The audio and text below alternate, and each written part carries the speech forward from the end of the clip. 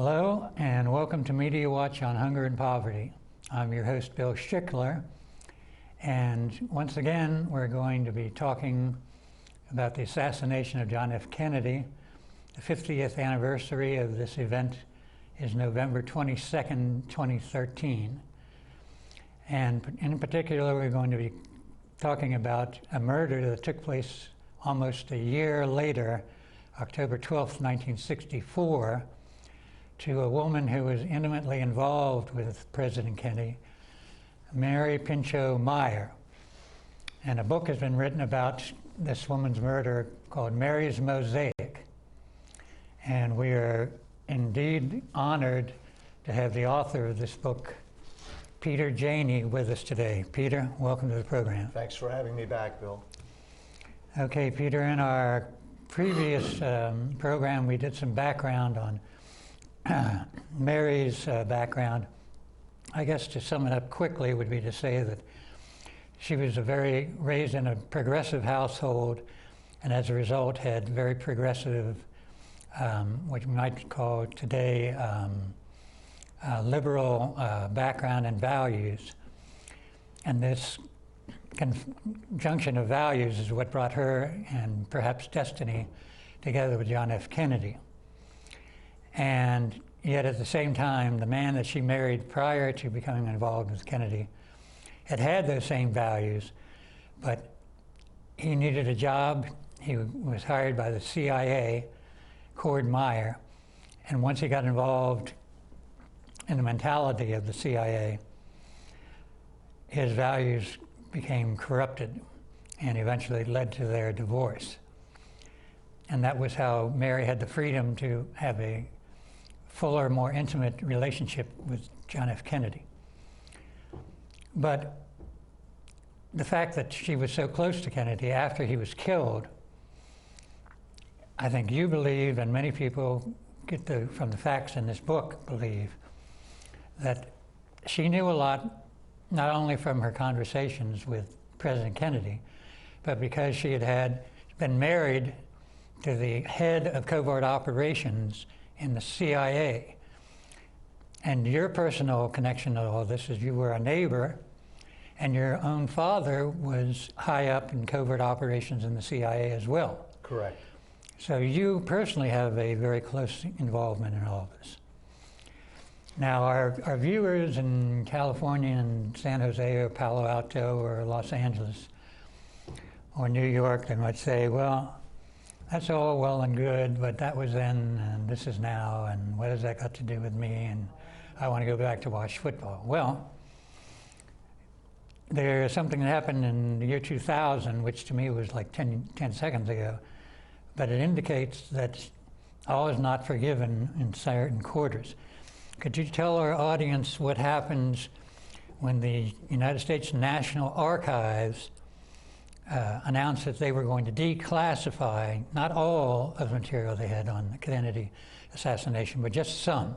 Could you tell them about the event that occurred there? Well, there was an event, and this comes to me by way of the author Joan Mellon, who I have just profound respect for in terms of her scholarly research. She's a professor at Temple University. And there was a meeting at the archives where they were discussing the release of a number of documents that are still not released today. 2029. Well, that's when they've been postponed. But during this meeting, someone came to the meeting from the CIA and in a sense threatened the people at the meeting, that he understood that they had read the documents, and he said that they're not to be released. And they took him very seriously. I mean, this was, I think, on the level of a real threat. So today, in 2013, there are still some 1,100, 1,200 documents, possibly as many as 50,000 pages of documents that the CIA will not release. And it has to do with some very suspicious characters, one of which is being James Jesus Angleton. George Joannides is another. David Atlee Phillips is a third. There are a couple of others. And I suspect that in many ways these documents are incriminating. But we don't know, Bill, and that's the problem.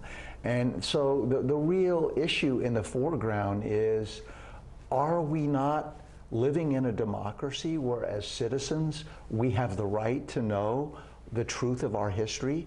Who gave the CIA power over, you know, what we are to know as citizens and what we are not? From 50 years ago, no less.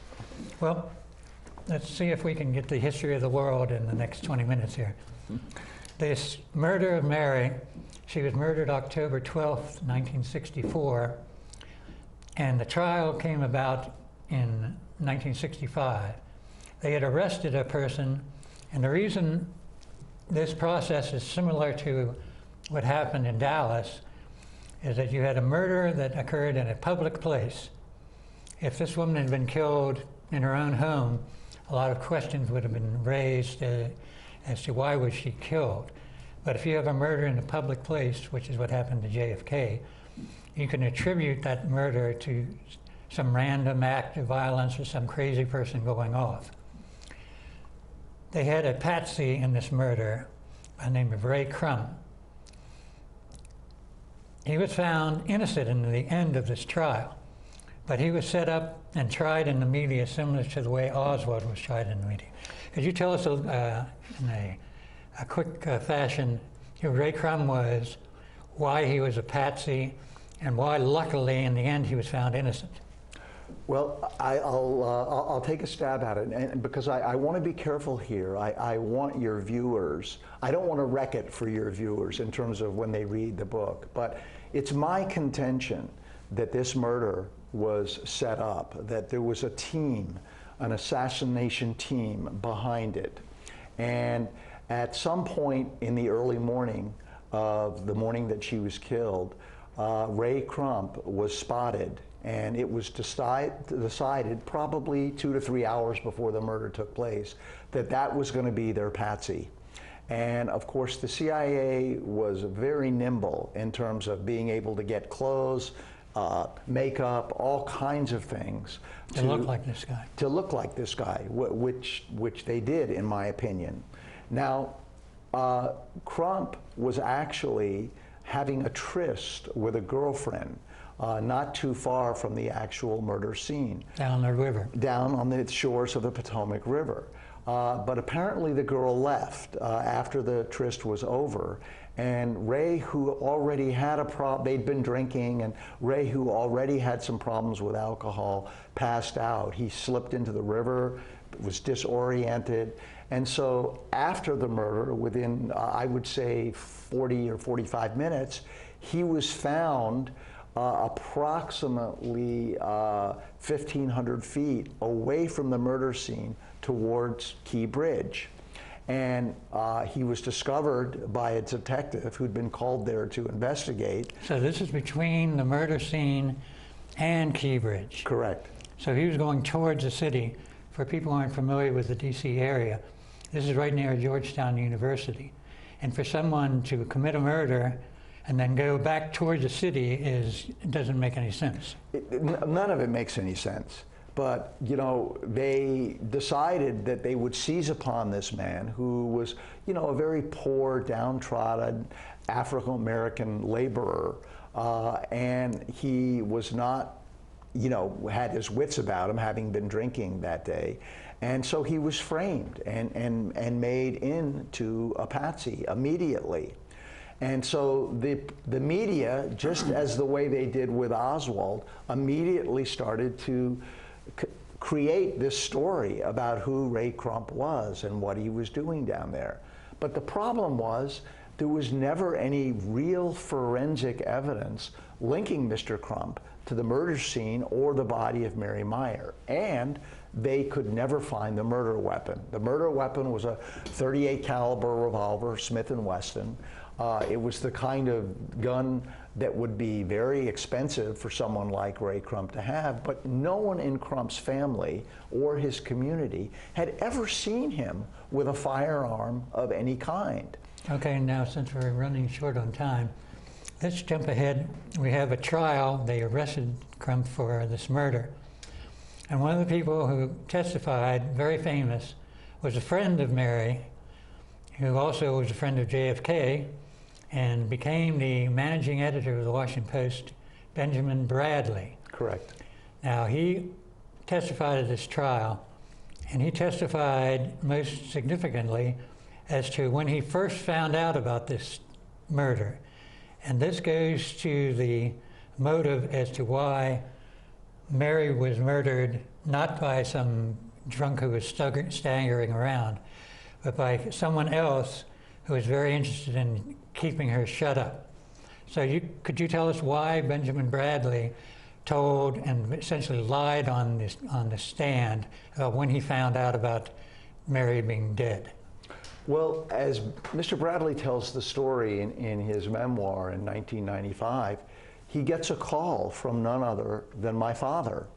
And this is approximately within an hour to an hour and a half after the actual murder has been committed.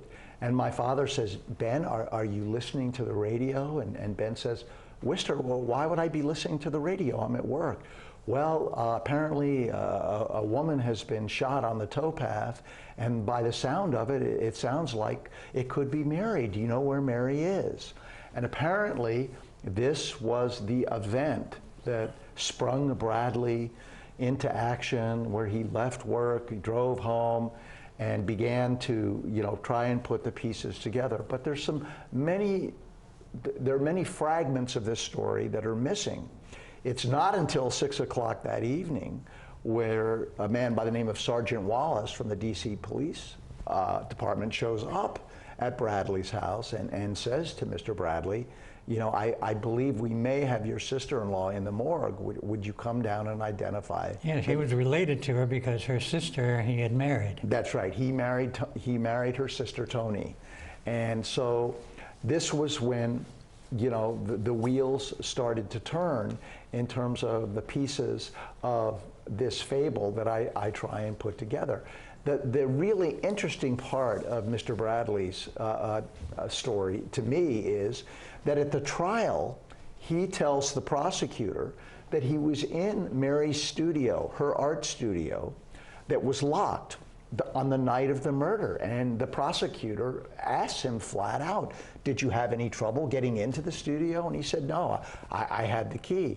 Well, 25 years later, Mr. Bradley tells a very different story in his memoir. He says that, he didn't get into her studio until the next day. And by the way, he found James Jesus Angleton, head of the CIA, head of counterintelligence at the CIA, picking the lock. And so, it just doesn't add up. And they said the same thing with Reagan. They said there's plausible deniability and Alzheimer's setting in. Right. Well, just since we're running as short as we say, this is a history of the world. When it came down to it, Ray Crump was found innocent. There's so much in this book that we couldn't divulge even other details. Mostly because the person who was observed standing over her body was about 5'8" to 5'11", and Ray Crump was only 5'3½", according to his license, and weighed about 130, whereas this other person looked to be about 185. The other thing your viewers should know is that the unsung hero in this trial is this attorney, Dovie Roundtree. She is the first African-American attorney in Washington, D.C., and she smells a rat from the very, very beginning. And Mrs. Roundtree takes it upon herself to represent Ray Crump for free and decides that she will stake her entire reputation on this case because she is just so completely convinced of his innocence. And so the trial really turns into a showcase of what kind of lawyer Dovie Roundtree is. And she is just an incredible powerhouse. She stands up to everybody, and she takes apart the prosecution piece by piece. And it's riveting. And the government really had it in for them because they had a lot of heavy hitters, the most experienced prosecutor in this case. Well, let's jump ahead here. In the time that we have remaining, the reason this is important in the anniversary of President Kennedy's assassination, and I think that you would agree, is that the formula that the assassins had for Mary was similar to the setup they had for killing the president. The president was killed in a public place. There was a set-up patsy to take responsibility for the crime. Yes. Ray Crum in Mary's situation, Lee Harvey Oswald in the president's situation. The control of the media was very important. This picture is from the Washington Star. It was an evening newspaper that came out in D.C. and is no longer in existence. But in the case of the president, and this is tied together with the CIA had a very strong grip on the major media in America. Maybe you could talk about Richard Helms, his involvement in getting people into Newsweek, getting control of people in the mass media in a brief session here. Well, I think what your viewers need to understand is that the CIA knew that whoever controls the media, they knew this at a very early stage back right after their inception in 1947. Whoever controls the media, in a sense, controls history and controls public opinion. So the CIA, since its inception, has set upon infiltrating the media with various numbers of reporters, paid staff, that kind of thing. And in fact, Benjamin Bradley was on their payroll before he went to the Post. Well, I don't think there's any evidence that Mr. Bradley was actually on their payroll, but I do think he was an important asset, a liaison for them. You know, as was initially Philip Graham, head of the Washington Post, before he turned against the CIA. And of course, that's another thread in this book where I opened up the possibility that Mr. Graham's suicide wasn't a suicide at all. Because he had changed his mind about cooperating. That's right. And he was also a very good friend of Mary Meyer's. And if Mary Meyer, in her attention to go public after the Warren Commission came out, because that's what I think she wanted to do, she was just so appalled by what was taking place in terms of the cover-up, that she decided that she was going to go public with what she knew and what she had discovered, which would have taken the story right to the doorstep of the CIA, because it would have implicated her ex-husband and James Jesus Angleton, who was a friend of hers, a friend of the family, and the godfather to her remaining children. So it's a very, intense story. Okay, we know Richard Helms was involved in getting Newsweek. He suggested someone to buy Newsweek so that the CIA would have their view of things presented. That's right. So evidently this extended to all the mass media. I know I always thought it was very strange that Bob Schieffer, the head of Face the Nation, had a very bizarre story of Oswald's mother phoning him up and saying, "Can you go find my son?" And he stumbled across this murder, and then they found him in a theater. I don't believe in coincidence like that. But a lot of the people that were in the top media at that time went on to hold anchor positions. Peter Jennings, right. Not Mike Wallace, but the guy who came after him. So this is going to be a quick, I'll tell you a name and you give me a one-word description of what it means to you. James Jesus Angleton. I think Jim Angleton is possibly one of the most diabolical people in all of human history. I credit him. He was a brilliant man. I think he was behind much of the CIA's involvement in the logistical planning of JFK's assassination itself. He was certainly behind the murder of Mary Pinchot Meyer. as well as any number of covert operations that to this day we still don't know about. So much of our history, Bill, so much of our Cold War history is still unknown because the CIA has taken control of it, and we just don't know the truth about many things in terms of what happened. There is a person, Shimon, is that right? Joe Scheiman. Scheiman. Could you tell us he was an aide at the White House over many administrations, but he evidently knew about the plot against Kennedy before it happened. Yes. Could you tell us about his connection to mafia? Well, Joe Scheiman was in the White House as early as the Roosevelt era, and he actually rose through the ranks of the Washington police, but he was so effective in terms of what he did that he was brought in to this sort of special group of people in the Washington, served a number of presidents, including John Kennedy, used to take walks with Mr. Kennedy, you know, daily sometimes. But he was always aware of what was going on because he also had a connection with the CIA as well as the Secret Service.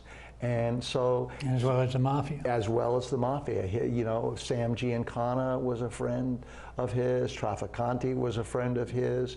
And the way I came to know all about this was through his daughter, Toni Scheiman. She and I became good friends during my research of this book. Okay, I don't mean to cut you, but okay. We're sort of coming to the end here. People think, and I can remember the shock when this happened. I remember seeing President Kennedy's casket going along Pennsylvania Avenue and seeing the Joint Chiefs of Staff there and thinking to myself, you guys had something to do with this, even when I was 11 years old. A quick historical reference for people who didn't know anything about Kennedy, younger people. We had a Cuban Missile Crisis in 1962, October of 1962, and the Joint Chiefs of Staff and even President Eisenhower wanted the United States to do a first strike, nuclear strike against Russia. And if it hadn't been for John F. Kennedy to keep these crazy people in line and have a back channel communication they knew nothing about with Khrushchev, then the earth would be radioactive toast right now. That's correct. And it was Kennedy who got the Joint Chiefs to back down. But they never forgave him for that. They also found out that he was going to withdraw from Vietnam, that he was going to stop our incursion into Laos. All of that was caught up with a golden triangle of heroin dealing. So if people ask, why would the CIA and the Joint Chiefs want to murder Kennedy, they should think about President Eisenhower talking about the military-industrial complex and what that would mean to the economy of, say, Texas, which is all defense-based, and the war-based economy of the United States. Would you like to sort of wrap up with that? Well, I think there's something to be said that much of our economy is based on a war economy. That if we're not fueling or involved in some little war somewhere, our economy becomes depressed. I think your viewers would be well encouraged to see Oliver Stone's 10-part history, The Untold History of the United States, which is out on DVD now, where he goes into this in some detail, and it's just brilliantly done. I can't say enough about it. But the thing with Kennedy and the Pentagon and the CIA is that they couldn't control him, and the CIA needed to have someone in the White House who they could control. And when President Johnson came along, he was perfect. He did everything they wanted them to do. And as many people today maintain, President Lyndon Johnson and J. Edgar Hoover were all in on the assassination of John F. Kennedy. There's ample evidence for that, and which really leads us to the final reckoning that the Warren Commission was fiction. It was just a real put-up job. Many people feel today that it's just not worth the paper it's printed on. Well, Peter Janney, author of Mary's Mosaic, we want to thank you for being here. We just want our viewers to know that we both have on bulletproof vests, so we're not too worried about at least the next 10 minutes. We're hoping that we'll be able to do some Skype on this. So I'm Bill Schickler, Media Watch on Hunger and Poverty.